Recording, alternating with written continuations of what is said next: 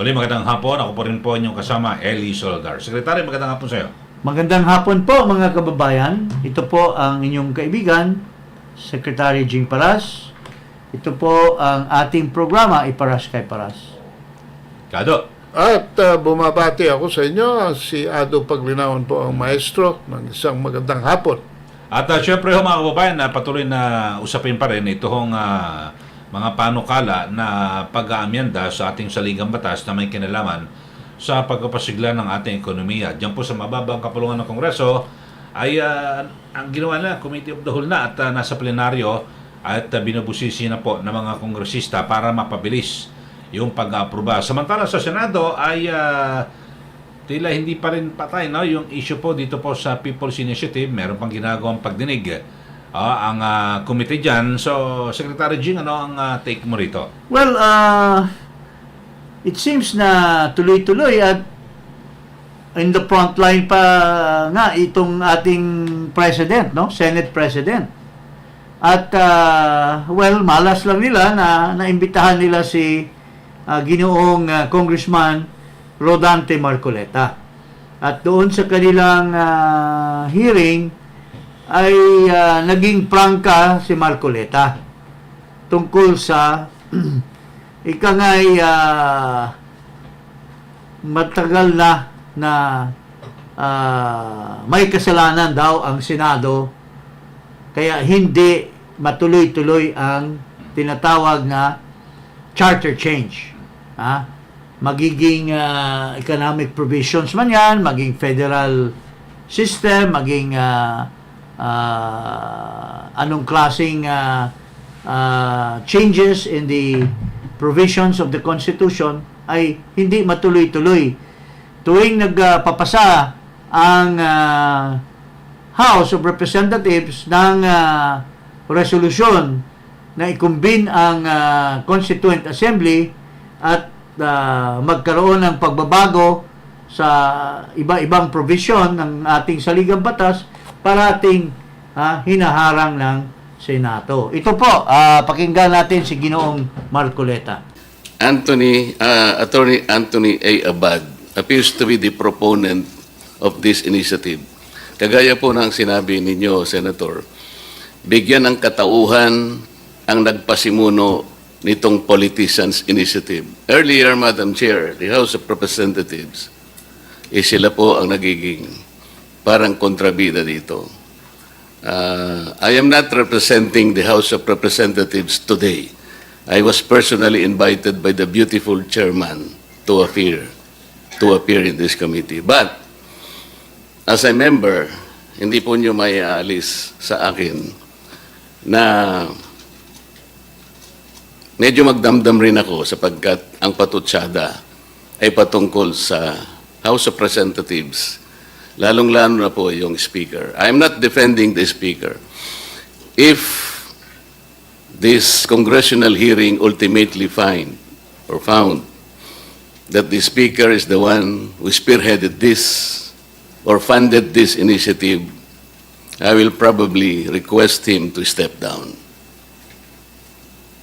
Pero kung hindi po siya naman, bakit hindi po natin kinonsentrate kay Anthony Abad? Siya po yung bida dito eh. Siya po ang pinakasentro nito. Siya ang nagsasabi dito na pinaliwanag niya sa tao. Nagsabi po ng mga tao, we fully understand the rationale of this proposition. We fully understand the consequences, the effects, and the advantages of this proposition. Gusto nating malaman, talaga bang ginawa niya single-handedly or do et al. Ito? But to undertake and to mobilize an undertaking nationwide, to be able to get at least 8 million votes, kaya po ba ng isang tao? Why don't we begin with Anthony Abad? Who is he?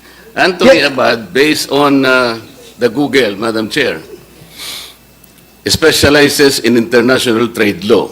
He has been in legal practice for 17 years, and he is at present an independent advisor of the Philippine Senate.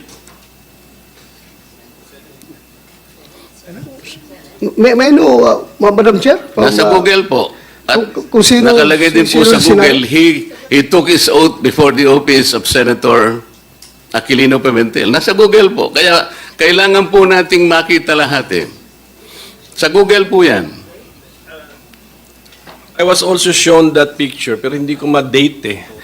Mukhang bata pa kami noon eh. So, so must have been years ago. And if we are talking about that, if he is also that Anthony Abad named in the signature sheet, so we are assuming a lot of things. Pero right now, he's not a consultant of my office. But, so pasiputin natin itong Attorney Anthony A. Abad. So, Triple A. Yes. Attorney Anthony A. Abad. So, para malaman po natin. And if that person seen in the picture taking an oath before me, if he will admit that he is the one, then we're talking about the same person. But he's not a consultant of my office, so I don't think he's also a consultant of the Senate. Wala. So maybe that was part of his biodata. Siguro once upon a time, baka nangyari yun. And then, since andito na rin tayo sa topic na ito, the burden is all with Attorney Anthony A. Abad because no other lawyer can file that petition and claim that he or she is under that et al.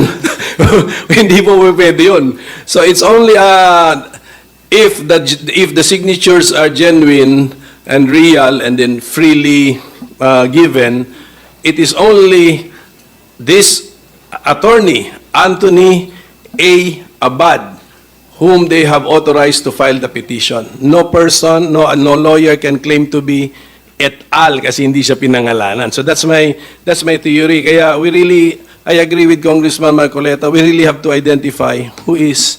Pero medyo common name kasi yan. There might be more than one Anthony A. Abad who happens also to be a lawyer. So Yes, we need to look Senator, for but this person. We can start with him. Yes, This is an A4 sheet of paper. that's right. 10 signatories per sheet. If Anthony Abad is out to get 8 million votes to satisfy the threshold of 8 million, this is the requisite of the People's Initiative, he will need 800,000 pieces of this A sheet. Nakita ko po yung nakakuha ko ng isang ream nito. This paper was imported from Indonesia. This is 70 GSM. I want to ask Anthony Abad, kinuwenta ko po kung magkano siguro about 1,500 something reams. $500,000 pesos, ito pala mong papel. Ipiprint mo ito, palagay mo na lang ₱2. 800,000 seats, that 1.6 million plus 500, that's about 2 million. Saan niya kinuha ni Anthony? Maybe we can ask questions directly from this guy. Hindi yung mga nakatakip ang mukha. They're so brave enough not to be able to expose their faces in the public. I'm sorry, Mr. Senate President, but I read your rules on evidence. If the substantive rights of people affected in this hearing, they should also be protected. How can we, for example, confront the accusers if they are all masked? Hindi po ganito. I am not defending the Speaker of the House of Representatives. I will repeat this. If this investigation will find out na siya po ang nagpondo, I will politely ask him to step down. Pero alimbawa po kung ito'y ginawa ni Anthony Abad out of exasperation, out of frustration, because I think for the longest time, the House of Representatives have been inviting the Senate to meet with us on a constituent assembly, and the Senate repeatedly refused us. This is on record, Madam Chair. Kahit kailan po hindi natin magagampanan, hindi natin magagamit yung isang modality to change the Constitution, which is the Constituent Assembly. Every time an invitation is issued to the Senate by the House, ang answer po, dead ma. Dead ma. So kailan po natin gagamitin ang Constituent Assembly? We cannot. It's impossible. Sa sinasabi ng Senate, well, ang dami pong Okay, bago kami makipag-meet sa inyo, you will have to agree that separate voting. Ganun po palagang nangyayari. Ito po ang nangyayari. Ako po matagal na sa Congress. Kung hindi ako nagkakamali, Madam Chair, panahon pa po ni Speaker Belmonte, pinag-iisipan na natin to. Restrictive economic provisions, blah, blah, blah, blah, blah, blah. But we never agree just to meet. Alam po ninyo, Madam Chair, ang pinag-uusap, mag-meet lang po tayo. Tsaka na po natin pag-uusapan kung yung 3/4 is voting separately or not. Pero, yes, Madam Chair. Pero Yes, wala I po think tayo. Tama ang observation ni Attorney Marcoleta, but that cannot be forced.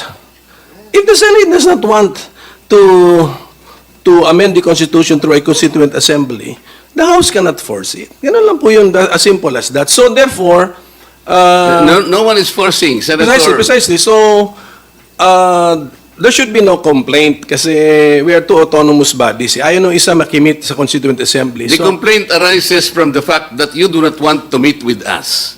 So Madam ang Chair. question, how can we make use of that particular Yes, modality? It is the first modality. Yes, that means that the present composition of both houses cannot avail of that mode kasi ayaw nga nung isang house makimit. So, ano na po yan? That's a political question gamitin sa issue sa election. Pero our problem with the PI is yun na nga. Therefore, we suspected some politicians to be behind the PI because ang tinutumbok ng People's Initiative is the procedure sa Constituent Assembly. That's And right. changing the natural meaning of that section, Madam correct. Chair. So that's And the with all due Yan yung respect flow, to yes. Congressman Marcoleta, that's likely a subject of another hearing and another meeting. Huling-huli, ang nagnanakaw sa gitna sa madaling araw ng kaldero. Nahuli ng nanay yung batang umuwi ng madaling araw. Nagnakaw sa kaldero dahil nagugutom. Ganun po ang nangyari dito. Mr. Pimentel, Mr. Bato, Mr. Subiri. It is the truth. What Mr. Congressman Marcoleta is saying. Exasperated na regardless of sino ang Pilipino sa dami ng attempt na ayusin ang saligang batas, seryosong usapan, ay address ang problema ng saligang batas, mga provision, economic. Pero ako mismo was a witness when I was a member of Congress since 2001. Panahon pa ni Di Venecia. Ang maraming attempt na medyo i-review. Even the time of Senator Pimentel, the senior, the good one, not the bad one. Yung tunay na lalaki na tatay. Na federalism. Very noble ang intention ni Senator Pimentel. Bumoto siya, pero ayaw ng mga kasama niya na ituloy ang Constituent Assembly. Dahil po sa greed and selfishness nitong mga senador. Dahil po sa fear nila na pagka pinayagan nila ang Constituent Assembly, takot sila na mawala sila sa mapa sa pagkasenador. Kasi there will always be people in the House na who will always want to become senator but they will not be able to win as a senator nationally. So, yung iba gusto nilang maging senator through regional. Yung iba naman, sabi nila, napakamahal ng Senado. We're maintaining the Senate. Pwede namang unicameral body that has even been considered during the CONCOM.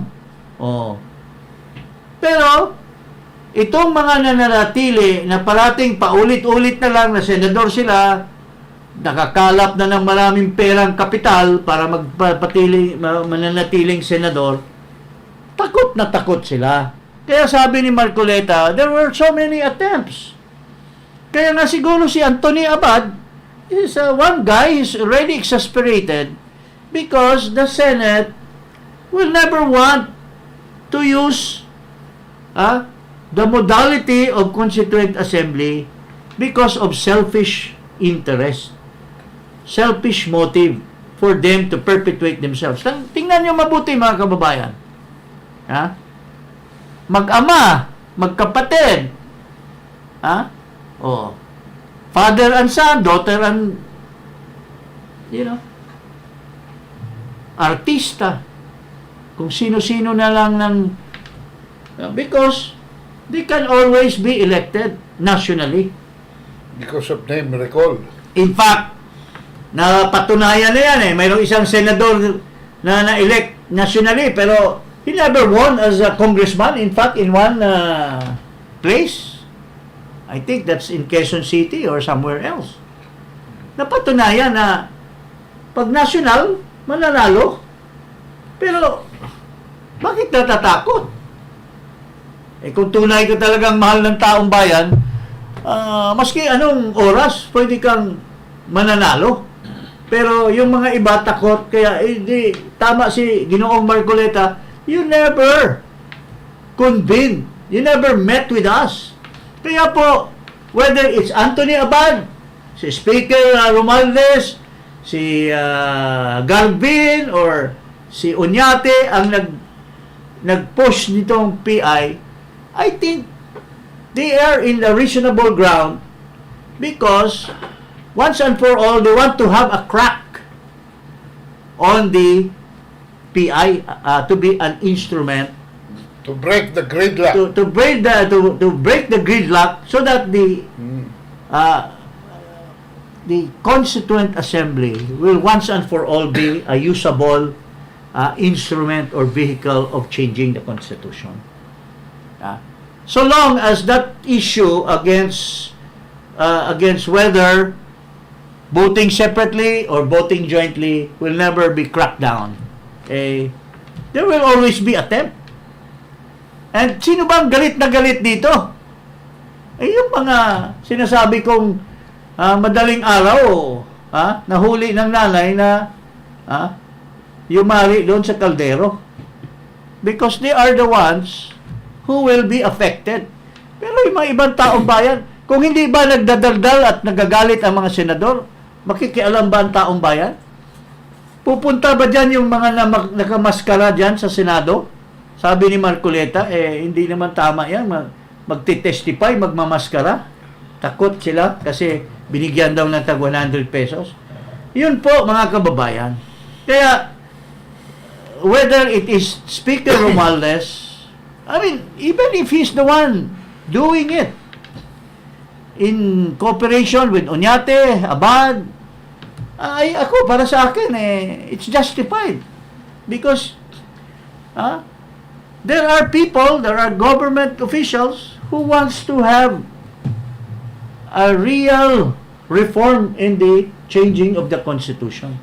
And the only way that is relevant is Constituent Assembly. Pero kung magkaka-gridlock dahil na haharangin ng mga senador, dapat tumanap sila ng paraan.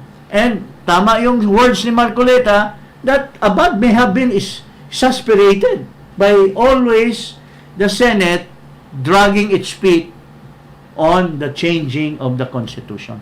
And I would say for sure, ito, mga kababayan, sayang yung effort ng House of Representatives. Sa Resolution number 7, pasado na sa committee as a whole. They are now, pero that's an exercise in futility. Because ako, I'll bet my 2 balls. Yung iba, wala mga balls yan Ako, at least I'm sure na I have 2 balls. I'll bet my 2 balls na ang Senado will never act on the resolution. Papatapusin nila itong Ha? Palalaps. Papaabutin nila yan Yep. October, tapos makakalimutan na kasi filing na ng mga candidacy. I'm sure, dinidribble lang yan ng mga senador, para hindi talaga magkaroon. Kasi, maski economic provisions yan, dadaan pa rin yan sa dalawang body. Either sa BICAM, na mayroon pa rin proposal na they will change the political landscape. Oo. And the Senate is aware of that. That's why dinidribble nila itong resolution number 6, papatagalin nila yan, and ma-exasperate na naman yung House of Representatives. That is my personal view on the matter. Kayong dalawa po, anong Ako, Tingin mo? kailangan inform natin ang mga listeners natin and viewers what is at stake here for every senator. At ako po ay nagulat doon sa isang news article na nabasa ko noong kasalukuyang pinag-uusapan ng budget na nagre-reklamo daw. After the BICAM, nagre-reklamo ang mga senador kung bakit last year 6 billion kada senador, pero ngayong year na ito 3 billion na lamang ang budget nila.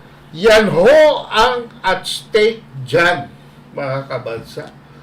Lagay nyo na lamang sa 3 bilyon sa isang taon kada isang ulo. okay, 20%. My goodness. 20% yan. So, multi-billionaire na yan, mga senador na yan, di umano. Sa isang taon Kung, na yan, kung, ha? 6 na taon na Kung taon i-analyze natin in a realistic manner. Kung tag 3 billion each, that's the reason why, mga kababayan, ito po yung rason na nalusutan sila. Bakit galit na galit sila dito sa AKAP? Bakit na galit sila dito sa naglagay ng pondo doon sa COMELEC for ano? Kasi,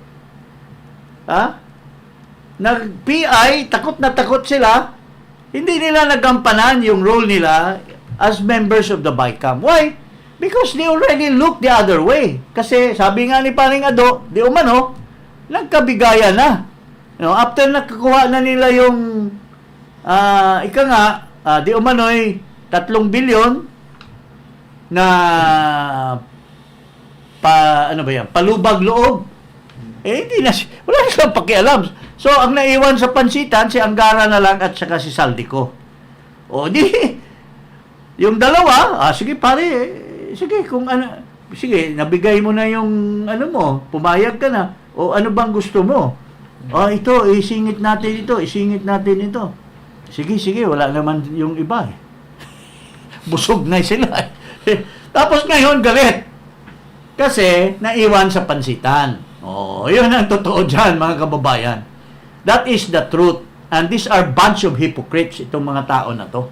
At yan ang ayaw, although this is related to the topic before this, yan ang ayaw nilang mawala. Kaya, ayaw nilang bumoto with Robin Padilla na yung kay Kibuloy ay alisin na yung Well, siyempre, resolution. yung iba dyan, pumapapel kasi last term na Wala naman, nothing at stake. Pero nung panahon na kailangan nila si Kibuloy, gusto yung sipsipin pa yung puwet ni Kibuloy para mabigyan lang ng boto ni Kibuloy. Pero ngayon, mayroon pang iba dyan, mga kababayan, na kinabang ng gusto kay Duterte. Bilyon-bilyon ang kinita, di umano. Naging napakataas. Number 3.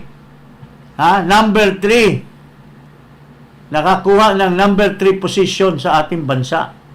Nakinabang kay Duterte. Yung kapatid niya, dapat bumoto, hindi bumoto. Hanggang ngayon, hindi man lang tiningnan kung saan nanggaling sila. Na ang laking ginawa sila ni Duterte na somebody during the time of Digong. They even attain the highest, they get the chairmanship of, pero ngayon, kitang-kita naman nila, kaibigan ni Duterte si Kibuloy. Oh. Ano ba naman yun sanang mag-offer man lang na, Sir, President Digong, salamat po sa nilagay mo yung kapatid ko na napakataas na pwesto sa gobyerno mo. Ha? Pirma ka agad. Pero mayroong mga matitinding, magagaling na mga senador dyan. Ha? Yan, yung Cynthia Villar. Ha? Mayroon nga silang sinagkasabihan na yung nanay, tatay, baka hindi pareho ng gene sa anak. Kasi yung nanay, napaka dignified. Pero yung anak, binigyan na ng posisyon, kumita daw di umano bilang isang secretary nung panahon ni Duterte, pero ayaw pumirma dito kay Kibuloy. Yung asawa, ginawa pang DOJ undersecretary. Kanino sila nagkinabang kay Kibuloy? Bakit ayaw mo pumirma? Why don't you follow the principles of Ruben Padilla? At hindi lang kay Duterte. Nakinabang. In the last election, tumulong si Kibuloy dyan sa pagtakbo ng senador nitong taong ito. Pero hanggang ngayon, 4 lang pa ang pumirma. Alam naman natin na nakinabang ng gusto kay Duterte itong lintik na ito. Mga tao na to. Hindi na bali yung aking favorite na senator, si Grace po, kasi independent-minded yan. Maintindihan natin. At yan, dignified na senador yan. Hindi na bali si Nancy Binay. Hindi na bali na hindi pipirma yan kasi yung tatay niya kalaban ni Duterte in the last election. Pero yung mga nakinabang, milyon-milyon, yung manoy nakalap na pera niyan, ay walang hiya. Di ba? Paring Ado? By the way, meron ibang binuko si Marcoleta. Dito. Eli. Natin to. Ito si Marcoleta, very realistic.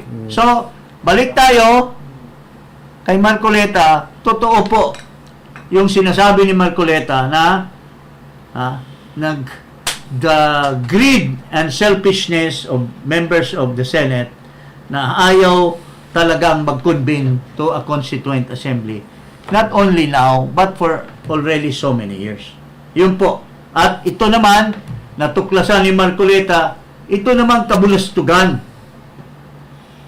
ng Department of Agriculture, ng Department ng National Food Authority. Ito. Administrator, you made mention about COA Circular 89-296.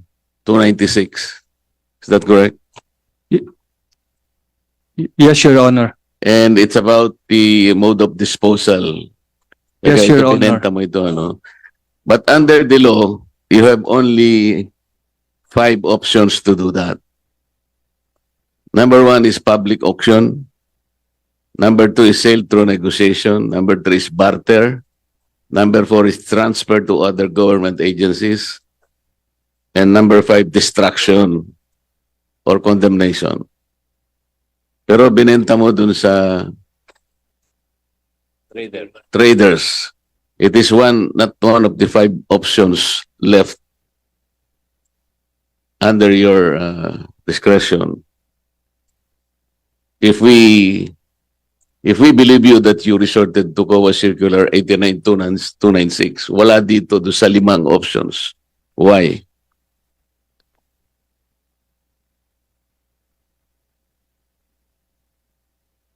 Can you answer that, please? Ang definition kasi dito na exempted siya, Your Honor, no? Kasi ang No. There exempted are only 5 modes of disposal. Sinabi ko na sa ito, public auction, sale through negotiation, barter, transfer to other government agencies, destruction. Itong ginawa mo wala dito sa 5 modalities. Hindi siya kasama doon, Mr.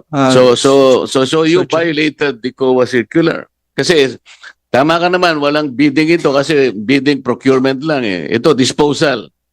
So dapat ang sinod mo yung COA circular na binanggit mo. Pero pag nirefer mo yung COA circular, hindi mo naman ginamit yung isa sa 5 available to you. Why so? Sinudod natin yung definition and scope ng circular, Your Honor, no? Which excludes kwan. Wala na tayo sa scope and definition eh. I'm talking about the mode of disposal. Yun lang eh. Kasi bebenta ka, so magdi-dispose ka eh. So pipili ka lang doon sa 5 available to you. Pero ang ginamit mo, wala doon sa 5. Ang ginamit to natin dito is sale through negotiation as approved by the council, which is the sale of a maximum price of 25 pesos. So we Huwag mong gagamitin yung bulletin na ginawa nung pangkopong-kopong. Ang sinasabi natin dito is COA Circular 89296. Nandiyan ang COA eh. Ito lang ang basis mo, wala nang iba eh. Pagkatapos, sabi mo kanina, ginagamit mo pa yung inyong circular. Yung binigay mo.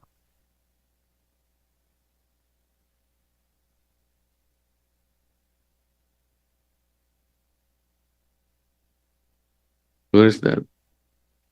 Hindi ba doon sa section 5 ng inyong council? Nasa yung council lamang ang magde-determine ng way of disposing it. And that one did not delegate it to you. Kasi sinasabi ron, there is no further delegation. Pero ikaw mismo ang nag-approve using a bulletin. Di ba? Basahin mo yung mismong circular. Pairam nga, boss. Ang nakalagay doon, it is the council which will determine the disposal. Ito, babasahin ko sa iyo. The following are discretionary powers of the council under its charter which cannot be delegated. Letter F. The power to sell, blah, blah, blah. So kung hindi ma-delegate the power to sell and it's only reserved for the council, bakit ikaw ang nag-decide? Your Honor, merong resolution ang council on the disposal of the stock. Ito yung sinabit namin ho na annex. We provided the copy of this resolution. Sinabi January sa'yo 25, ng council 2022. na ikaw magdidesisyon, ikaw lang? The resolution delegated it to you, not the council itself?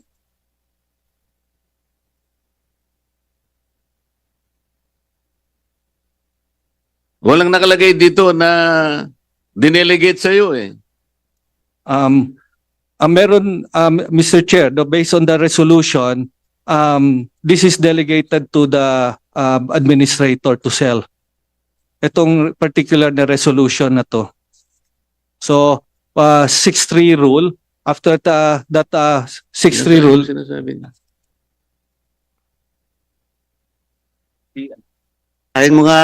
Basahin mo nga ano. okay. Adoption of policy on warehousing storage stocks, 6 months maximum storage for palay and 3 months critical storage for rice, no? Date passed 25 January 2022, resolution number 1025-2022-A, no, whereas the public I have act, to cut you because Yeah. the title is Adoption of the Policy on Warehousing Storage of Stock, 6 months maximum storage for palay. Walang sinasabing disposal dito eh. So wag kang mag-iimbento sapagkat malinaw rito eh. Disposal is another, warehousing is another. So kinakapit mo dito sa resolution na ito, yung disposal, it is not here. Rolling stocks to eh, warehousing ito, and storage. so, Your Honor, if I may read, no, So ang sinasabi dito, NFA shall based on Rule 8.3.2 of the IRR of 11203, NFA shall maintain the optimal level of buffer stocks at all time except to make releases in response to emergency in support of disaster relief programs of the government or to dispose stocks as necessary before the quality of rice deteriorates become unacceptable. Whereas during 2021 NFA Council meeting, the management recommended for the Council's approval the NFA policy on warehousing storage. O which sa they rule, no? inahaba ng Before sinasabi mo, wala pa their rin mo disposition. marinig na delegation eh. No, before Sa'yo. their disposition.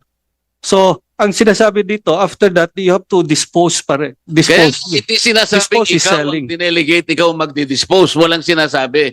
You will still have to maintain Section 5 of yung 2014 NFA Code of Corporate Governance. Kasi hindi madedelegate nga ito. Otherwise, walang kwenta itong corporate governance ninyo na nakalagay mismo sa Section 5. Dapat nabasa mo ito. Sinasabi niya, which cannot be delegated. So, hindi mo po pwedeng kukunin yung isang bagay na hindi mo pwedeng i-delegate sa'yo. Hindi ba? You are a lawyer? No, Your Honor. Madam, you are a lawyer. Yes, Mr. Chair. Potestas delegata non delegare potest. Is that correct? Correct, Mr. Chair. What has been delegated to the council cannot be further delegated. Tama po, madam? Yes, Mr. Chair. O, paano ngayon? Pero sagutin mo muna yung unang tanong ko sa'yo. There are only 5 modes of disposal. Sinabi ko na sa'yo, wala doon yung ginawa mong pagbebenta doon sa dalawang traders. What happens now?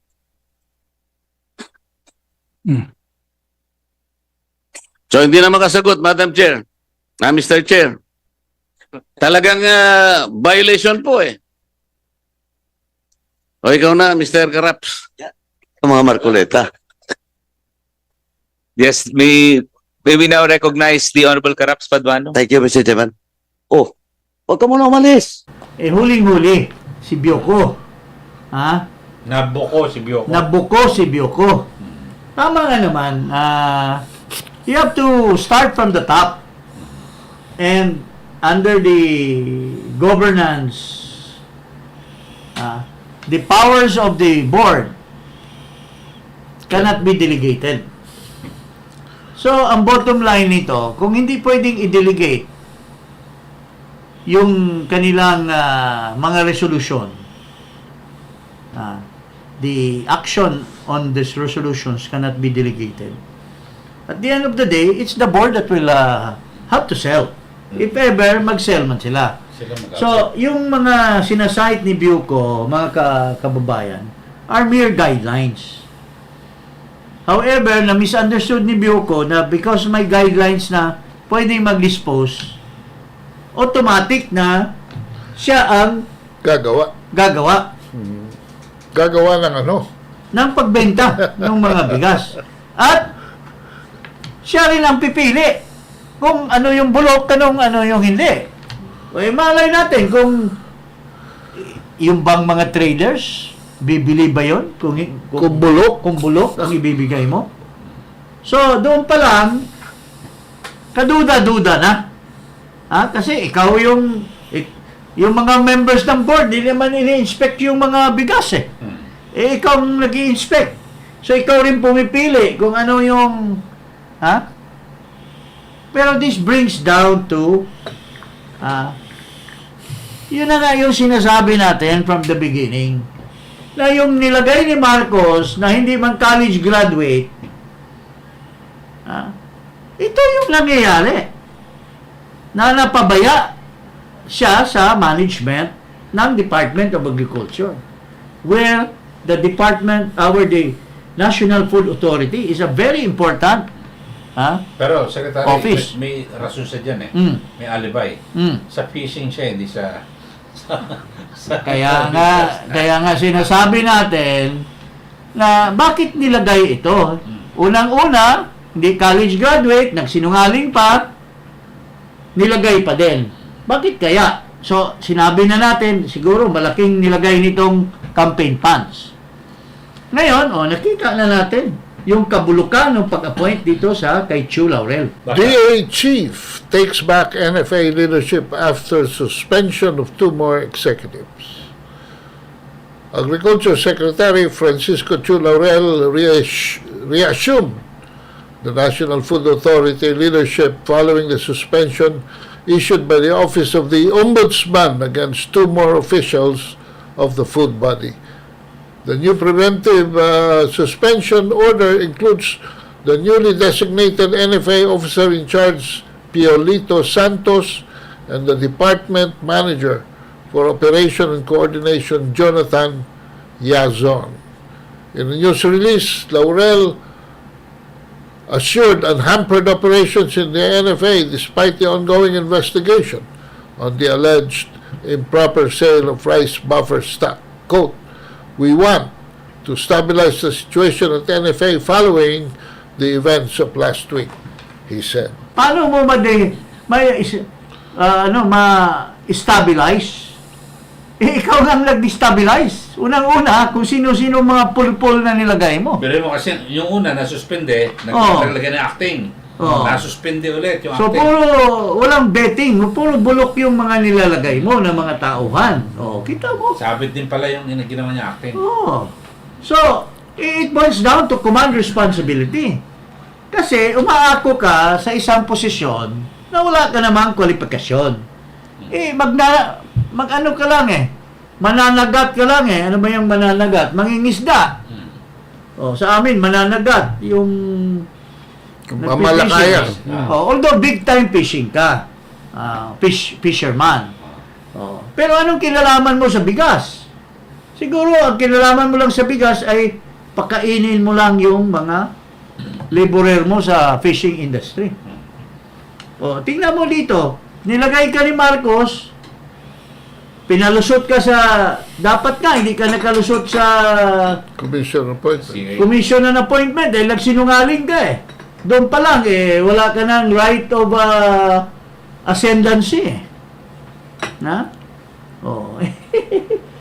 Sa mga credentials mo, nilalagay mo college graduate. Tapos nung kinumpont ka hindi po ako kasi maaga akong nag-asawa doon pa lang nagsinungaling ka, kaya wala ka talagang kakayahan. Pero tinanggap mo pa rin. Bakit kaya tinanggap mo? Napakayaman mo na. Ikaw yung one of the richest big time fishing Fishing magnet yan. Magnet. Bakit mo papakialaman yung Department of Agriculture? Anong mayroon dyan? Tingnan mo ngayon. Dapat siguro punta sa BIPAR. Sa BIPAR siya. Sa Bureau of Fisheries. Baka pwede ka pa maging qualified doon. Lalo, tapos ngayon, ikaw pa nag-take over directly sa NFA, lalo pang mabagsak yan. Kasi wala ka namang alam talaga dyan na di umano. Di ba? Paring ano masasabi niyong dalawa? I mean, I want you to, baka mamaya sabihan na naman na ako, daldal, yung dalawa hindi dumadaldal against Chu Laurel. Kasi ako sa intro, ako nagsasalita. Yun. Sikado. Okay. Baka mas marami pa akong kilala niya sa Department of Agriculture kaysa dyan kay Kiko dahil nagsilbi kami dyan ng 20 months ni Sito Lorenzo noong 2003, 2004. Inayari lang ni Bulante, At naka 97% kami sa rice sufficiency. 97%. Dito, wala na nga kayong bigas At saka kasi si Lorenzo, tama yun, kasi agriculture talaga ang pamilya noon. Mga Lorenzo. Pineapple, banana, at saka sa trade and food for the table, qualified siya sa creation of jobs. In fact, dito, sa agriculture, ang pinakamabilis na job creation kung papansinin lamang ng ating Pangulo. Kaso, ang binigay na budget ay 197 billion lang, which is only 9% of the entire budget. Samantalang sa ayuda, 500 billion. Hindi, isang maliwanag yan, di nga prioridad. Hindi talaga Kaya prioridad. nga, wala. Depende yan sa administrasyon. Kasi, Kasi, jobos lang imbis naman ang idadagdag yung pera sa DA, dinagdag sa kanyang travel. Last year, 700 billion lang. Ngayon, 1.4 billion ang budget. Kaya panay travel. Every week, nagta-travel Sa Australia lang, imbis isang beses lang pumunta, Balikan dalawang pa. beses balikan. Anong kabulastugan na ginawa mo doon, Choy? Ha? Pinahiya ka pa. Okay, so siguro sa mga susunod nating Yes. mga episode, usapan So, natin yan. kawawa ang bansa. Kasi, ang nilagay mo, hindi college graduate, Tsaka wala pang abilidad sa agriculture. walang, Only a small aspect, Oo. pero big time fishing pa is mechanized. Hindi man lang yung fishing na mayroong maliit na pump boat na diyan sa shoreline, yan. Yung kanya mechanized Pwede na siyang matulog maski hindi siya pupunta doon. Tsaka hindi sila maka-explain kung bakit walang produksyon ng bigas. Puro importasyon ang sa kaso nila. Yes. Na kontrolado naman ng mga smugglers and hoarders. So, yan Mr. Chulaurel, alam ko yung Chulaurel na magaling, yung kaibigan ko. Ano yung kanyang negosyo? Para sa taong bayan, mga mahihirap, yung lugaw, goto. Yun ang tama na Chulaurel. Yung Goto King. Goto King. Ito, Lugaw. nilulugaw. Sardinas. Sardinas. Okay. Samantala sa iba pa nating issue, ito huling issue na pag-usapan natin ng Secretary Jing, yung sa ICC. At meron daw po nakakuha ng mga ebidensya laban po kay dating Pangulong Digong na pumasok noong December 2023 ayon niyan kay dating Senador Antonio Uy! Reyes. Yun. Trages. Ang kaibigan ko. Best friend mo. Naku. Sunny Boy. Panoorin natin sinasabi niya. Panoorin muna natin si Sunny Boy. Ngayon, dun sa sinasabi ni President Marcos na hindi magko-cooperate dahil walang jurisdiction, so that's true. Pero tapos na yung investigation. Nakuha na ng ICC, kailangan nilang makuha without necessarily the government cooperating. So, it's that. This should be the easiest case to try ng ICC kasi overwhelming yung ebidensya. Marami tayong mga paraan para makalap yung impormasyon na yan. Yun po, ang tansya, late second quarter of this year. Ginagawa natin ito para hindi na to maulit in the future.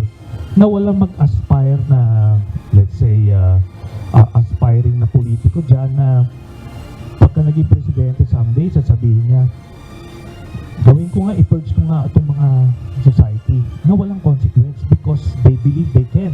Diba? So, kailangan maparusahan ito si Duterte para magtanda lahat ng mga iyan. Itong kaibigan ko I had to sacrifice myself out of friendship, out of being a very nice person.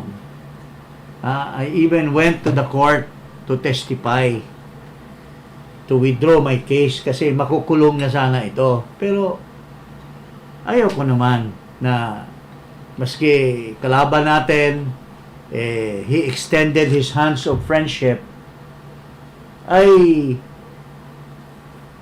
inaccept ko yung friendship niya.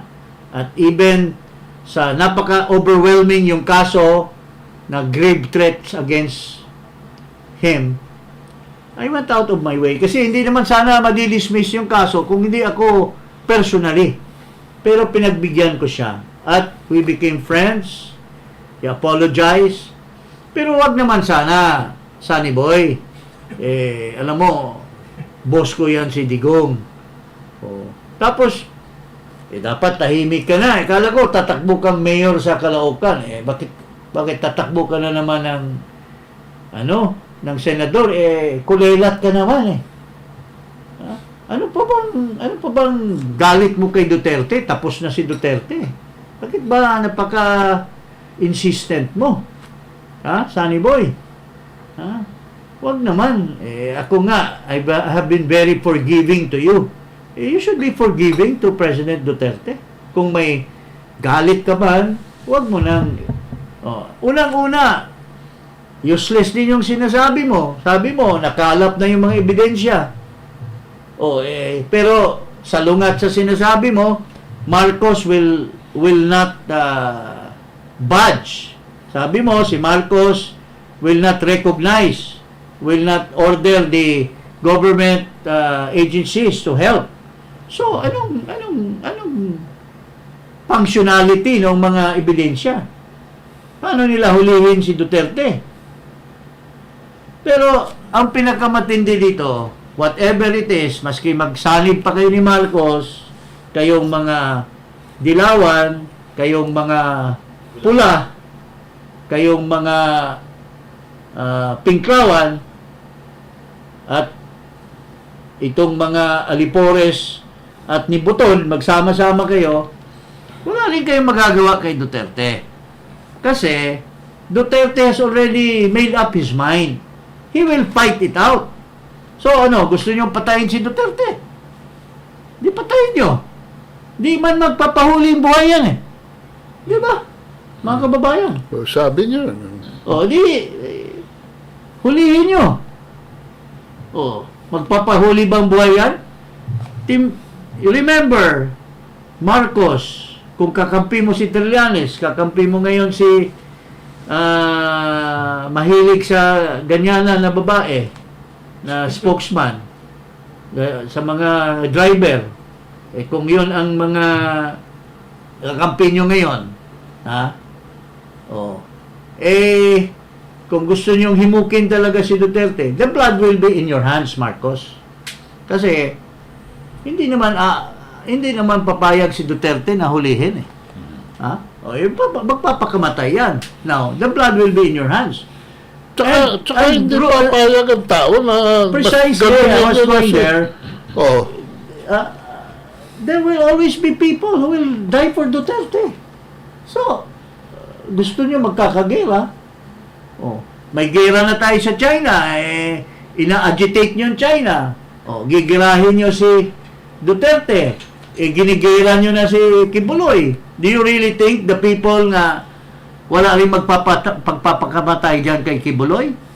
Why are you, Marcos, together with these minions na nagsisip-sip ngayon sa inyo kasi wala nang asim, they are just mere latak na lang at gustong gamitin si Marcos, bakit ba ninyo hihimukin si Duterte, si Kibuloy? Bakit kayo war freak? Bakit kayo war freak? Bakit ayaw nyo na lang magiging mag-govern ng maganda? Huwag nyong awayin ang taong bayan, huwag nyong awayin ang mga tao that makes a difference. Pakita kayo ng magandang governance. Huwag mong lustayin ang pera ng bayan, Marcos. Kagaya gayon, kung saan-saan ka na naman nagpupunta sa Germany. Siguro, dahil nga sa sinasabi nilang bangag daw, kailangan magpa-rehabilitate. Germany is the number one, stem cell rehabilitation, di ba? Baka, yun ang purpose mo doon. Tapos lulustahin mo lang yung pera ng bayan. Galing ka ng Australia, galing ka na naman, punta kang Czech Republic. So, tapos, pagdating mo, magsisinungaling ka na naman uli, Marcos. Kakalap ka na naman daw ng pledges. Tapos, pagyayabang ng bata mo sa Department of Trade na converted. Pero, you are lying because why are you so insistent on the economic provisions? Kung ikaw, you are able to get foreign investors, why amend the Constitution? Kung kaya mo palang magdala ng investor iniloloko mo lang taong bayan. Makoy Junior. Mga kababayan, punta tayo, pakinig tayo doon sa Liwasang Bonifacio. At tingnan natin kung ano ang dinadamdam ng taong bayan sa ating panggobyerno ngayon. Kahirapan, unemployment na pataas na. So, yun po ang state of our nation today. Magandang hapon, mga kababayan. Okay, huwag niyo po kalimutan na mag-subscribe sa Iparas kay Paras. Ganito po sa aking YouTube channel at Eli Saludar. At sa akin din po, at Paglinawan. Okay, maraming salamat. Maraming salamat. Iparas kay Paras.